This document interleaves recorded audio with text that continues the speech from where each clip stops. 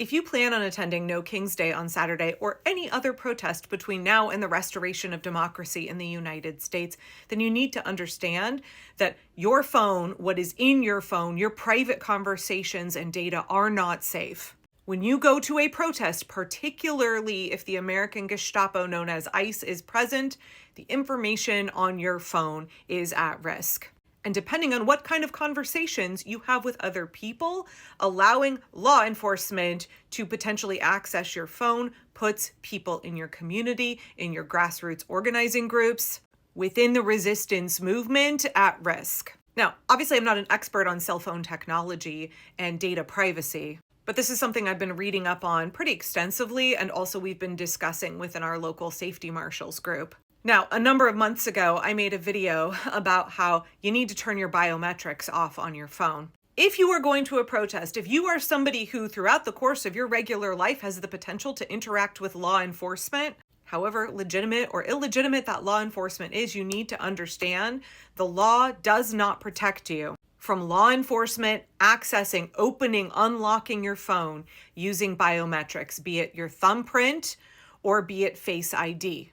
I have had my biometrics turned off on my phone since April 5th, hands off, and I have not turned them back on. Yes, it's a little bit of a pain in the butt to have to punch in a 6-digit code instead of using your Face ID. But last year in 2024, the Ninth Circuit ruled in a case US v. Payne that law enforcement does not need a warrant to unlock your phone and look at everything in there as long as they use your biometrics, your Face ID, or your thumbprint to open your phone. So the defendant argued that law enforcement violated his Fifth Amendment right against self-incrimination when they compelled him to unlock his phone using his fingerprint. They argued that it was similar to having blood taken without a warrant or being compelled to give a handwriting sample without a warrant. And unfortunately, the Ninth Circuit ruled that no, they don't agree with that. They felt that it took no cognitive exertion to use your face or your thumbprint to open a phone. And therefore, it is not a violation of your Fifth Amendment right,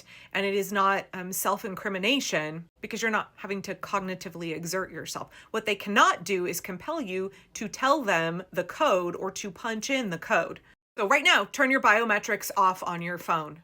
Because if you have them on, they not only can unlock your phone, they can look at all of your contacts. In this case in particular, they went into his Google Maps and looked at where he'd been throughout the day. They looked at photos on his phone. They could get into your Signal chats. They could get into your bank records without a warrant if you have biometrics turned on. So turn that shit off right now. That raises the question in general, should we bring our phone to a protest? There is a need for people to bring their phones and to document what's happening, particularly live stream and have it go straight to the cloud, right? That's a really important part of documenting. The recommendation we are hearing now from, experts, from folks from Indivisible is consider getting a burner phone. Have a phone that is wiped, that doesn't have any important information on it, that doesn't have Signal chats, that doesn't have information that law enforcement could use against people in your group or against you. Have it be a really basic phone and have it serve one purpose: documenting what's happening at a protest. If you have to take your regular phone, please understand that law enforcement opening it with biometrics if you are detained is not the only way that we are seeing the federal government accessing data off your phone.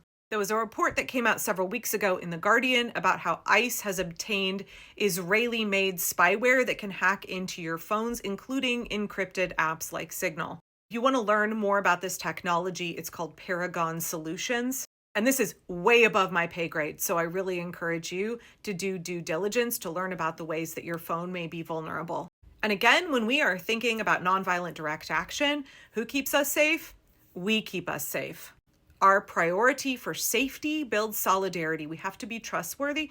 You have to make sure that you don't have shit on your phone that law enforcement can use to harass people in your group, to get your friends on some kind of watch list, to expose people that you care about, that you are organizing with, to harassment and persecution from the Trump regime. So even if you're very cavalier about your own data, understand that you have connections to other people through your phone.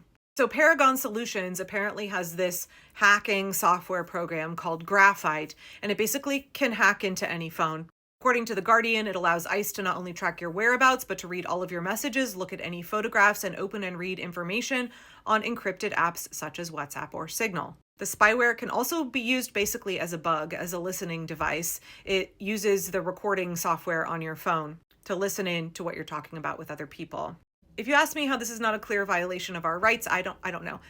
Joe Biden tried to set up guardrails to protect us from the government being able to access our phones in this way. And Kamala Harris wanted some of the most comprehensive personal data safety legislation, both to protect us against the government and against corporations. But under Donald Trump, all of our information is everywhere, right? It's in Elon Musk's cloud, an unprotected cloud.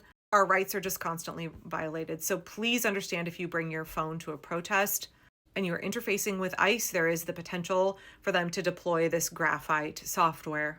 So that brings up the question of, should you bring your cell phone at all? If you can possibly leave your cell phone at home, I really think that you should do it. Or again, scrub as much information, get a burner phone. Additionally, we are hearing this past week that ICE paid $825,000 earlier this year to a company that manufactures vehicles that have fake cell phone towers called cell site stimulators that can be used to spy on phones that are nearby. By the way, if you live in Maryland, this corporation that is contracting with ICE is called Tech Ops Specialty Vehicles. Now, to be clear here, this is not some sudden new development under Trump in 2025. The ACLU of New York has been reporting on this since at least 2019. These mobile cell site stimulators are also called stingrays. So feel free and Google that. There was also a report from Forbes where they obtained an unsealed warrant about one of these stingrays being used back in 2023 by ICE. So ICE was using this kind of tech under Trump first term and Biden as well. Okay, so if you cannot leave your cell phone at home, you have to bring it with you. What should you do? What can you do to protect yourself? I'm in a bunch of different chats with people who know a lot more about this than me, and the recommendations that I am hearing. If you, by the way, have more expertise in this area, I would love to hear your suggestions in the comments. The first thing is turn your phone off. Airplane mode is not sufficient. Power your phone all the way down while you are at a protest if you are not a documentarian whose job it is to be photographing and recording. Do not have encrypted apps on your phone, vulnerable information, banking information, maps, photos on a phone that you take to protest. Again, if you can only afford your one phone, you do not have the luxury of scrubbing everything or getting a burner phone, I highly recommend that you invest in a Faraday bag. I bought one. According to a very helpful thread on Reddit, a bunch of nerds told me that SLNT and Mission Darkness are two brands that are highly recommended. I didn't get just a little sleeve. I got a full chest bag because, obviously I'm not going to take a purse to a protest, but I do typically take a fanny pack or a cross bag. I keep a bandana and gloves and extra masks and things like that in it. So these have a fully lined, right, Faraday bag. Your phone should be safe in here, safer from being scanned. I've not heard definitively whether or not there is any technology that the government may be using that can access your information, even if your phone is in a Faraday bag. Again, somebody with more expertise can explain this in greater detail, but from what I've read, if the bag or cell phone sleeve that you're purchasing says that it has an RFID blocker, that will help protect your phone from skimming, but it doesn't have the same kind of coverage from a wider range of wireless signals and different, electronic surveillance and infiltration, for lack of a better word, that you would get with a Faraday bag. In the United States in 2025, you never know when you are going to be interacting with ICE. You never know when your constitutional rights are going to be violated. I would encourage everybody to turn biometrics off on your phone and do not turn them back on, because law enforcement can and will compel you to open your phone without a warrant using your Face ID or your thumbprint.